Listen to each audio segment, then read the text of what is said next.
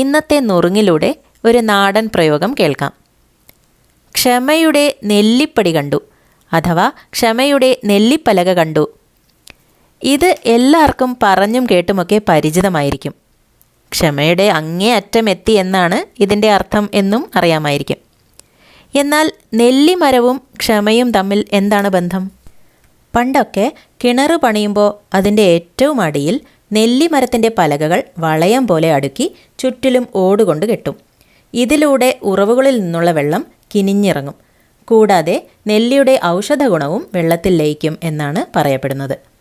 കിണറിൻ്റെ ഏറ്റവും അറ്റത്ത് വയ്ക്കുന്നത് നെല്ലിപ്പലക ആയതുകൊണ്ടാണ് ക്ഷമയുടെ അറ്റം എന്നതിനോട് നെല്ലിപ്പലകയെ ഉപമിക്കുന്നത്. ഇന്ന് കുഞ്ചൻ നമ്പ്യാരുടെ ഒരു ഫലിതമാണ്. രസികനായ കുഞ്ചൻ നമ്പ്യാർക്ക് രാജാവ് പാവങ്ങൾക്ക് അനുവദിച്ചു വന്നിരുന്ന പക്കം എന്നറിയപ്പെടുന്ന സൗജന്യ ഊട്ടുപുരയിലായിരുന്നു ഊണ്. രാജാവ് അനുവദിച്ച പണം തട്ടിയെടുത്ത് പക്കത്തെ മേലാളന്മാർ നിലവാരമില്ലാത്ത ഭക്ഷണമായിരുന്നു നൽകിയിരുന്നത്. അവിടുത്തെ ഊണ് മഹാമോശമായിരുന്നു.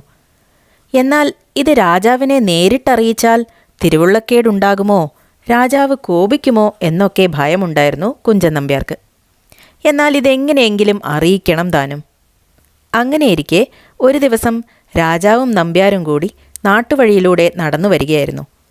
അപ്പോൾ അതുവഴി പോയ ഒരു പശു വയറിളകി ചാണകമിടുന്നത് കണ്ടപ്പോൾ കുഞ്ചൻ നമ്പ്യാർക്ക് ഒരു യുക്തി തോന്നി.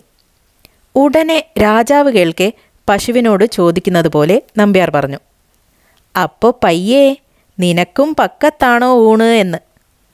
ഇത് കേട്ട രാജാവിന് കാര്യം മനസ്സിലായി. നമ്പ്യാരുടെ നർമ്മരസത്തെ അഭിനന്ദിക്കുകയും പക്കത്തെ ഊണ് നന്നാക്കാൻ ഉത്തരവിടുകയും ചെയ്തു.